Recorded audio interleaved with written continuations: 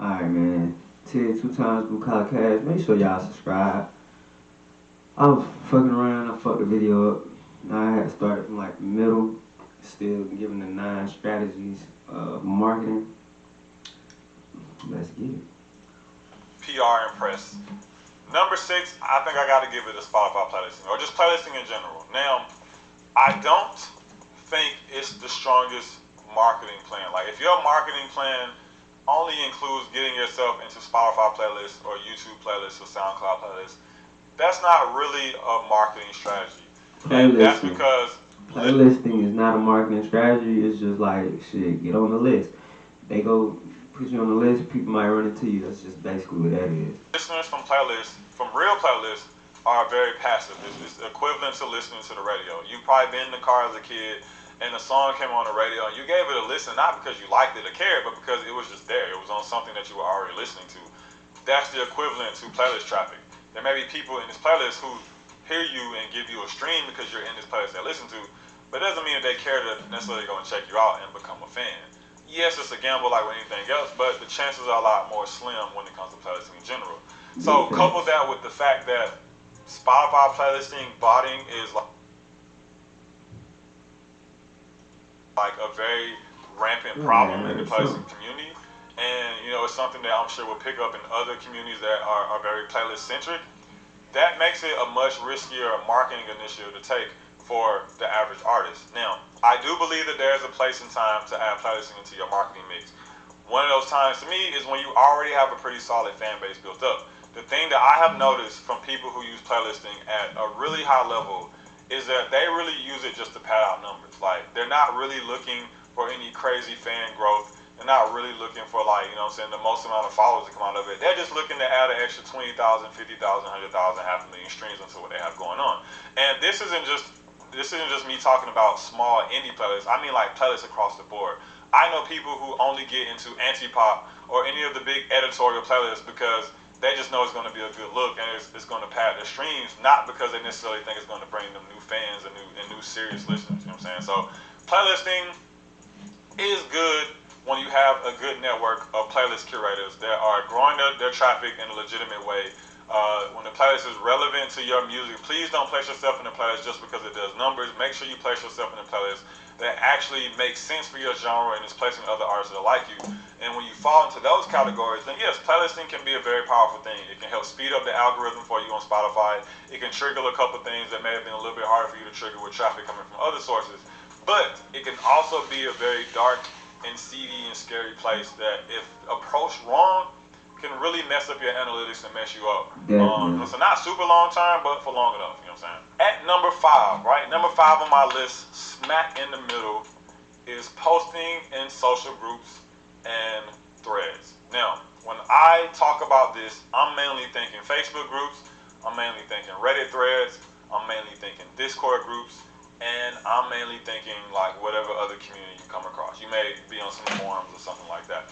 And the reason that I kind of have this so high up is because I think that this is a very viable marketing strategy. Alright, I'm gonna stop right there. I ain't giving y'all no more game. Not from this one. Y'all go find that y'all self. Brand Man Network. On to the next video. Ted 2 times. Ted 2 times Blue Collar Cash. Make sure you subscribe. Make sure you like, make sure you comment. New videos every day. I don't know how many, but it's gonna be new every day. I think that, number one, I think Ice-T predict streaming iPhones and YouTube in 1999. With the flat screen 1999. I think that'll be basically your computer screen will pop up there. You hit another button, it'll go to your TV set. That's all gonna be right there.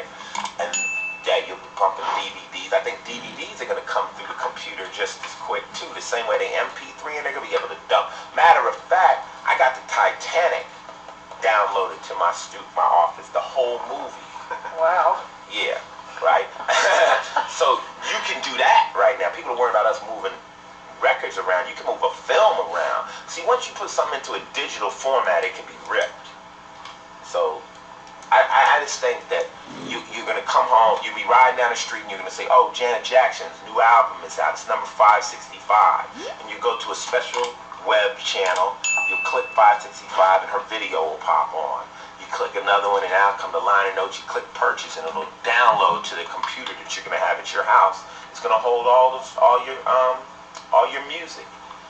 Just like that. It ain't gonna be a whole bunch of going to some old tired record store buying and skipping CD. Y'all wonder why I'm so passionate about ownership and equity, being a billionaire, and trillionaire, and all these things that are gonna come in our community? Because this is not the first time this has happened. This is 1999. You got Ice-T, a street nigga that didn't go to college, none of that shit that people would have considered to understand the stuff that's going on, and he predicted everything that was about to happen. I'm gonna break this down, and I'm gonna tell y'all what else is gonna happen in the future for us, and how you can get your foot in that shit right now. But before I do that, make sure you click like.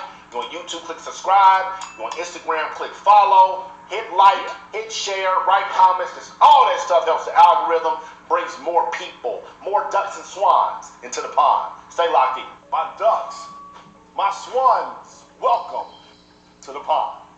My name is Dorian from Boot82music.com, and right here we got Ice-T predicting streaming, predicting iPhones, predicting YouTube. For those of y'all that weren't around at that time, so 1999, I was 15. And in that time, the internet was around, but there wasn't all this education information on the internet. The internet was literally like, you could go and look up stuff, any news that happened, you could go on there. There was usatoday.com, msn.com. There was the browser wars at that time between Netscape, Navigator. I remember when MySpace first goddamn came along. That shit was the shit. That's when goddamn Soulja Boy was cranking that shit. Soulja Boy up in this, you can't want me roll. That MySpace era, that's when goddamn Soulja Boy was you-ing on them hoes. Superman now, like me, you.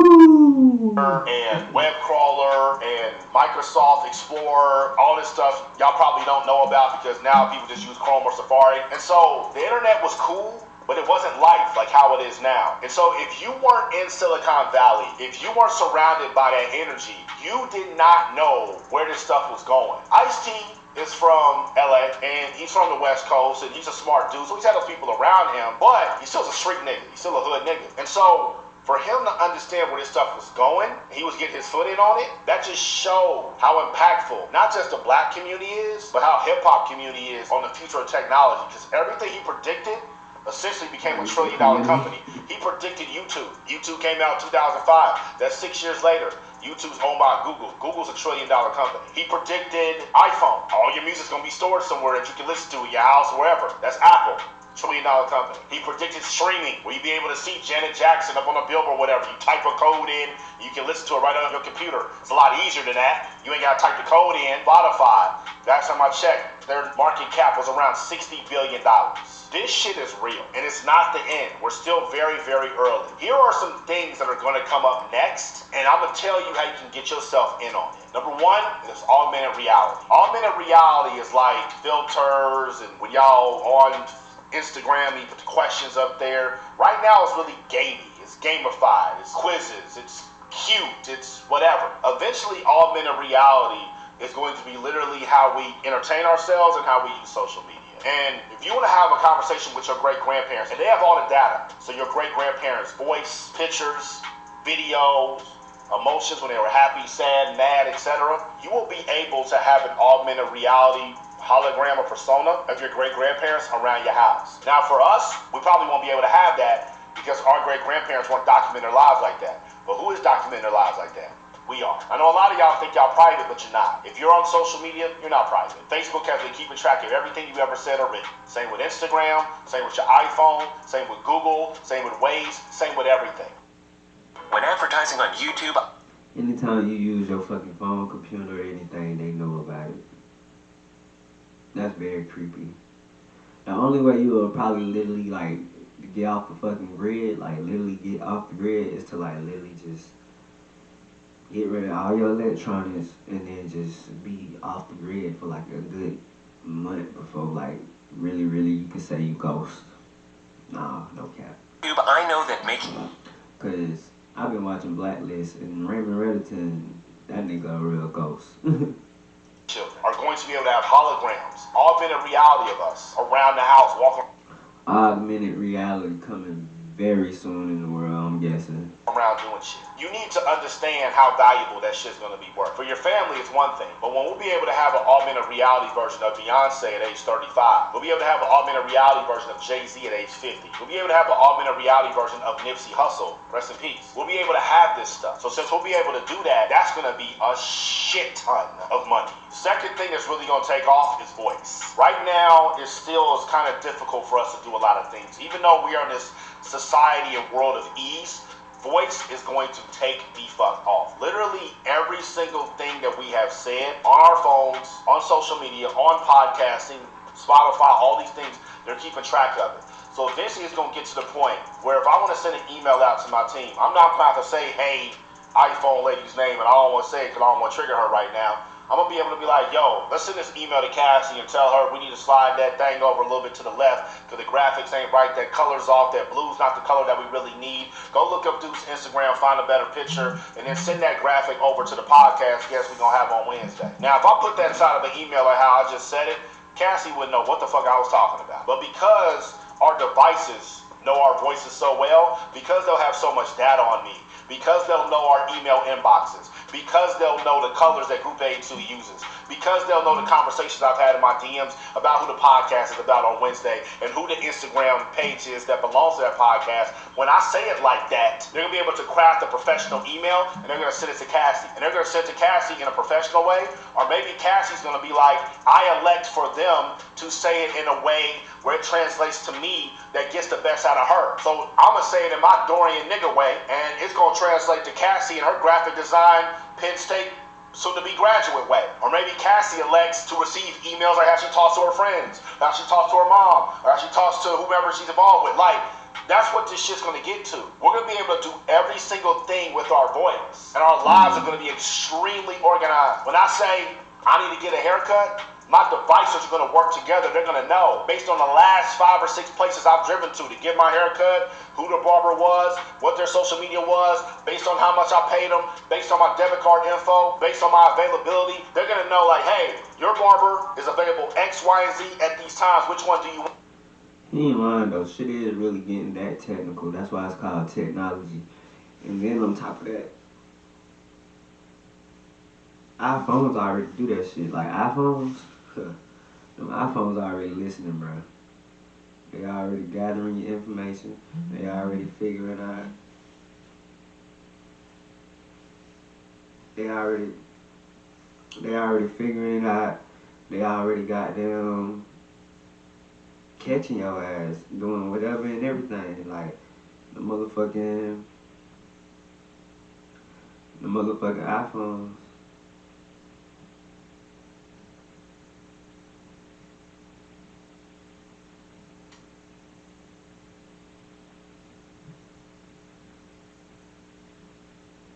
I told you.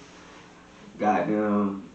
Them iPhones, man. Like if I was to get on my shit right now, let's say I've been talking about bad bitches for the past 10 minutes. If I get on my iPhone right now, you know it's gonna pop up on Instagram? Bad bitches.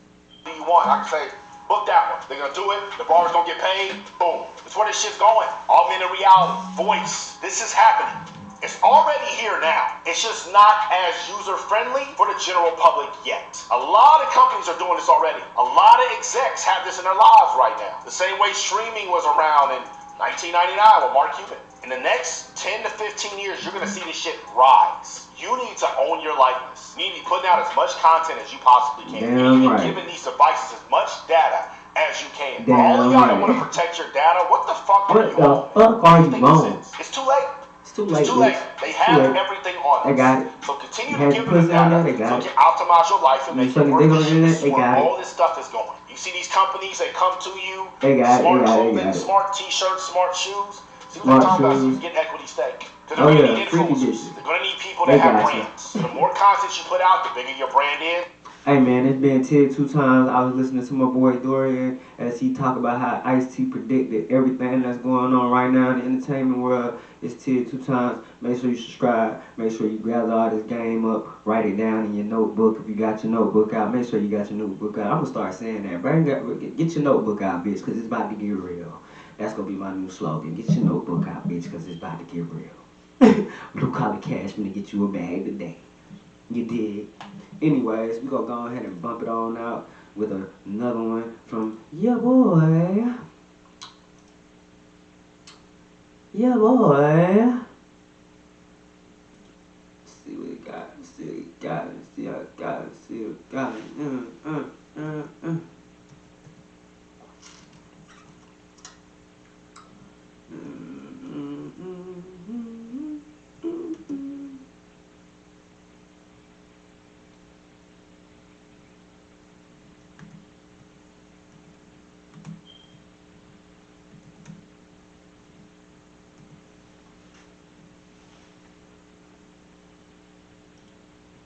Song that I'm featured on. The song that I'm featured on. Yeah, man. Yup. Hey. Nate got that smoke. Nate got that smoke. I got that smoke too.